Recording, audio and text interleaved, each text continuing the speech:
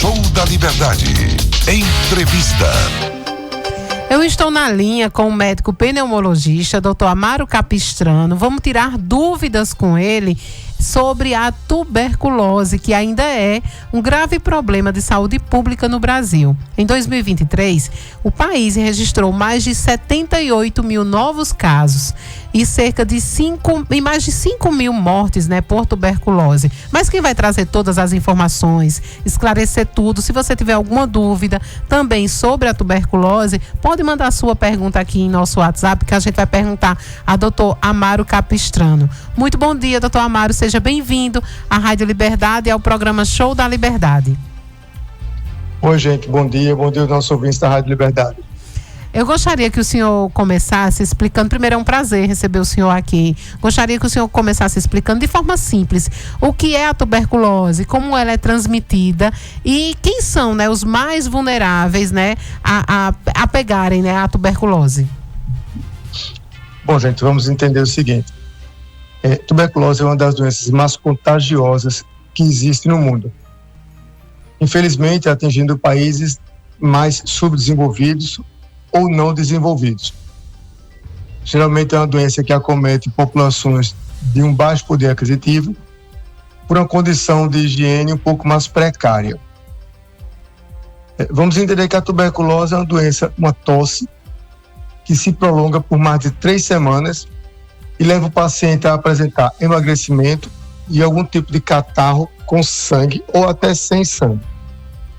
Febre vespertina, são sintomas que chamam a atenção para uma doença pulmonar e que precisa ser investigado, principalmente em nosso país, sempre pensar em tuberculose nesses casos. Esses seriam aí os principais sinais de alerta, esses seriam os principais sinais que você deve, observar, Passou de 3 semanas aí de tosse, já ligar o alerta, doutor. Exatamente. Imagine que às vezes o paciente não relata essas 3 semanas de tosse. Às vezes ele não consegue definir isso com clareza. Mas eu estou com tosse, doutor. Ele não sabe dizer assim, é 1 semana, é 2 semanas, é 1 mês, é mais que isso.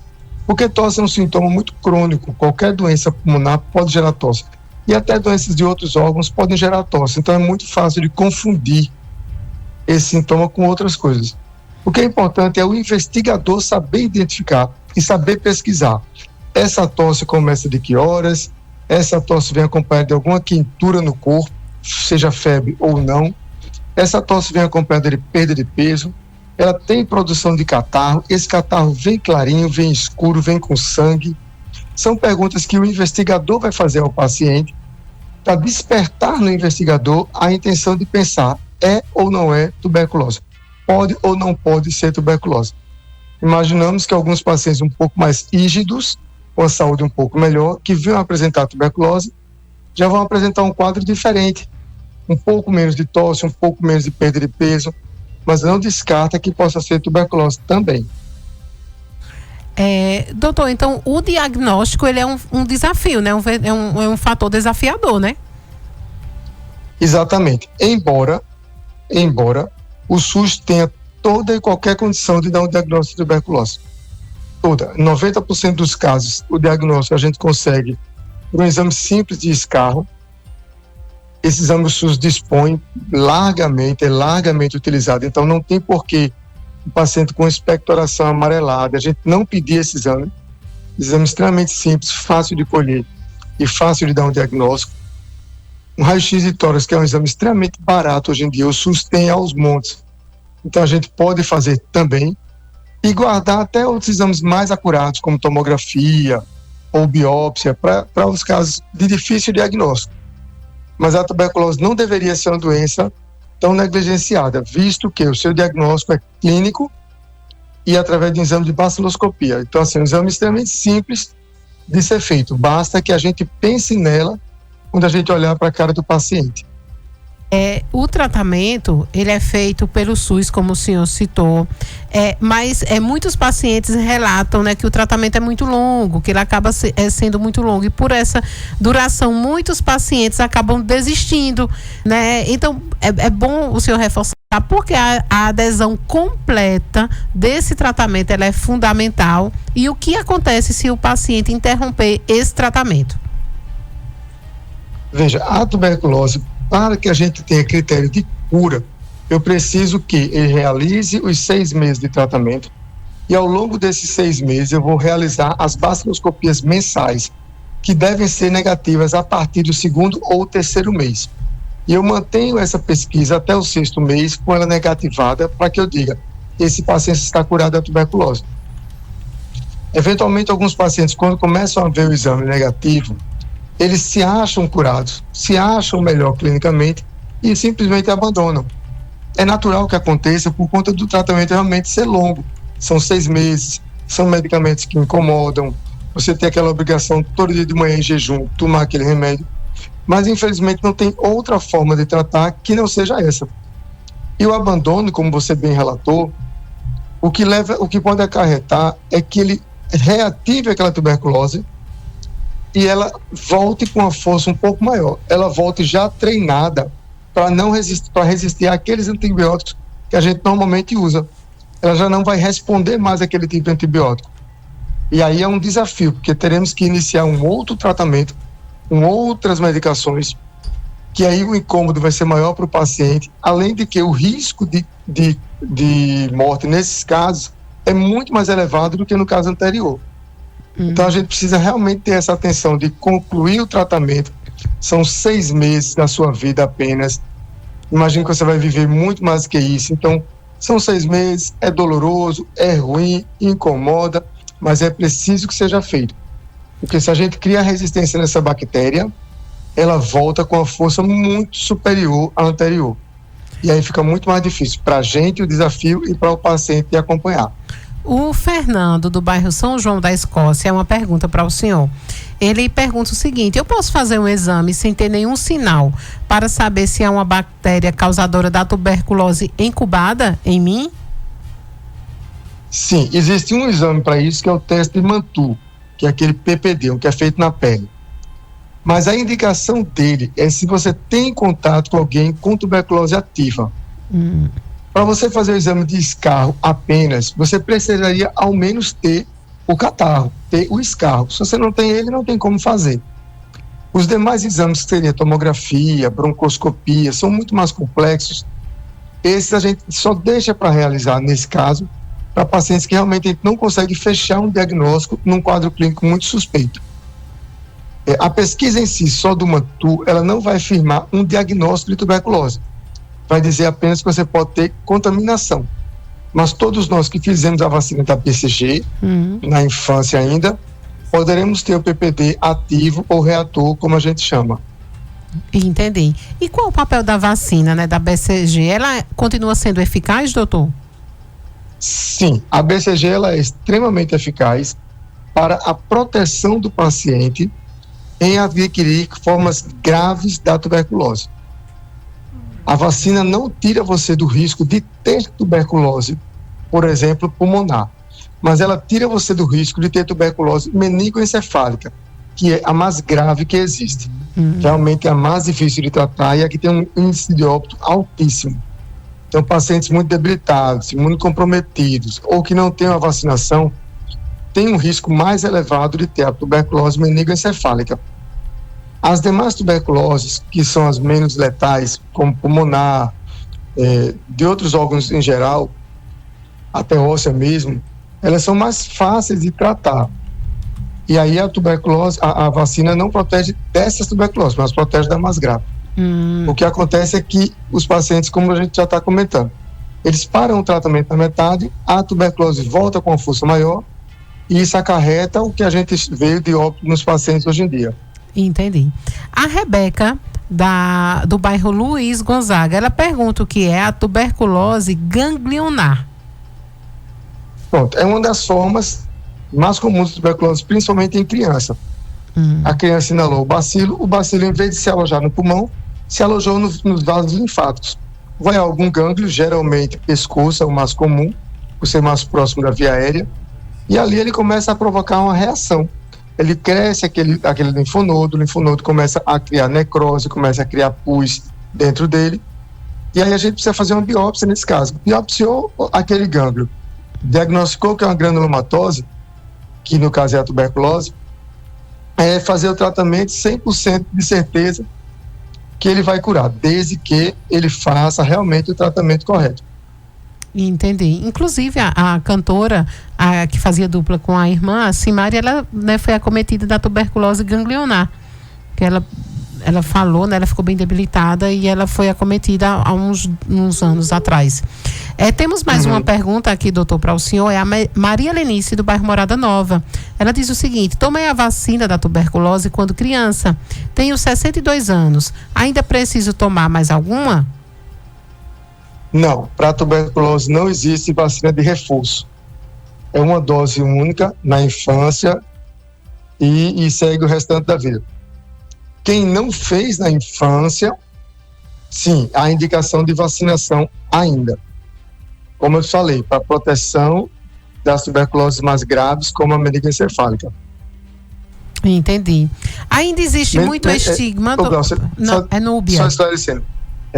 Meningoencefálica, sim, é a tuberculose que atinge o sistema nervoso central, o cérebro e coluna e medula medular. Certo. Entendi. Doutor, ainda existe muito estigma em torno da tuberculose. Isso também impacta no tratamento? Sim, temos muito ainda. O preconceito, ele é grande no Brasil, em todos os sentidos, infelizmente. O que a gente vê com a tuberculose é por conta de ser uma doença de um contágio muito rápido, muito fácil. Uma pessoa que tosse em um ambiente fechado, ela pode contaminar todas as pessoas que estejam em volta. O que a gente precisa? Ter o diagnóstico. Começou o tratamento, fez as condutas de preparo, como usar uma máscara, lavar sempre os talheres que foram utilizados, não utilizar copos em conjunto com outras pessoas. Isso já elimina, já diminui muito o risco de contaminação nos demais. Obviamente que o medo dessa contaminação faz você não querer chegar perto de uma pessoa que tem a tuberculose ou rejeite o contato com ela. Não é necessário isso. Desde que iniciar o tratamento, a partir de 15 dias de medicação, a pessoa já não contamina mais. Pode voltar ao convívio normal com as demais pessoas. Há outras formas de prevenção também, além da vacina, doutor? Não, o segredo é: a pessoa está contaminada, começou o tratamento, você usou máscara corretamente, lavou mão, copo, essas coisas, você já está protegendo a você e a pessoa que está infectada. Mas fora a vacina não tem uma outra tratamento, não. Entendi, doutor. Eu também gostaria de saber do senhor se a pandemia, né, ela de alguma certa maneira ela acabou impactando nesse diagnóstico e também no tratamento da tuberculose. Não entendi, desculpa, Glaucia. O senhor está falando com Núbia Silva. Desculpa. Não tem problema. Eu gostaria de saber se a pandemia, né, do Covid-19, se acabou impactando também no tratamento e nesse diagnóstico. Sim. Nessa época da epidemia, tudo que fosse tosse ou cansaço, se dizia Covid, né? Sim. Realmente foi uma doença que tomou uma proporção muito grande. E o que aconteceu é que, de certa forma, prejudicou, porque negligenciou o diagnóstico da tuberculose, mas, de certa forma, impactou positivamente, porque todo mundo usava máscara nesse período. Então, de um lado prejudicou e de outro lado ajudou. Isso, exatamente. E tem alguns avanços, o senhor que tá na área, que já é um médico muito consolidado, muito conhecido aqui no estado de Pernambuco, já tem alguns avanços que nós podemos esperar nos próximos anos em relação ao combate à tuberculose? Existe sempre um programa, não só em Pernambuco, mas no Brasil todo, que a tuberculose é uma doença de epidemia nacional. Então, assim, ela é coordenada, pelo Ministério da Saúde, e ele distribui para os municípios todo o insumo, todo o acerto, para que você possa identificar os pacientes, conduzir os pacientes. Então não é só uma medida do Estado ou do município. Ela vem via Ministério da Saúde, e os estudos que são feitos são sempre pelo Ministério da Saúde, para que você possa abranger o número maior de pacientes com diagnóstico, com tratamento. O que a gente tem de mais recente e que vai provavelmente vir no futuro é que a gente consiga reduzir o tempo de tratamento para 4 meses.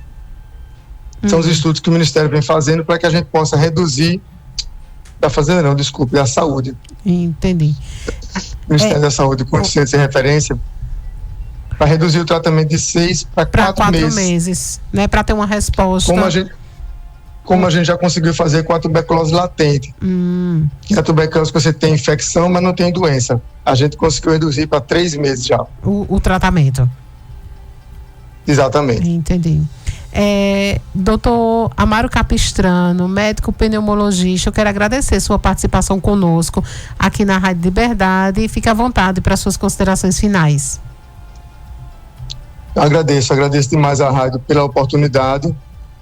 A tuberculose é sempre um desafio e gosto muito de falar sobre ela, porque a gente sabe o número de pessoas que existem que têm a doença e que não são diagnosticadas, e a gente precisa correr atrás desses pacientes. Então, se você tem algum sintoma similar ao que foi tratado hoje, procure um especialista, procure um clínico, procure um posto de saúde, procure uma emergência. São exames simples, baratos, o SUS dispõe, e a gente consegue identificar e tratar você, livrar você de uma doença tão danosa quanto a tuberculose. Exatamente. No Brasil, o Brasil está entre os 30 países com maior carga da doença, segundo a OMS. E em 2023, né, mais de 10 milhões de pessoas foram diagnosticadas também com a tuberculose. No mundo, né? Em 2023, mais de 10 milhões de pessoas foram diagnosticadas com a doença no mundo. Então, é importante que você que está acompanhando essa entrevista e foi diagnosticado com a tuberculose, não abandone o seu tratamento, vá até o fim, siga aí direito os 6 meses de tratamento, e após 15 dias, como o doutor Amaro Capistrano trouxe aqui pra gente, você já não transmite mais a doença, seguindo direitinho aí as recomendações médicas. Muito obrigada, doutor, por sua participação aqui no Show da Liberdade. Obrigado, gente. Obrigado aos ouvintes da Rádio Liberdade. Conversamos no Show da Liberdade com o médico pneumologista, doutor Amaro Capistrano. Show da Liberdade. Um show de programa.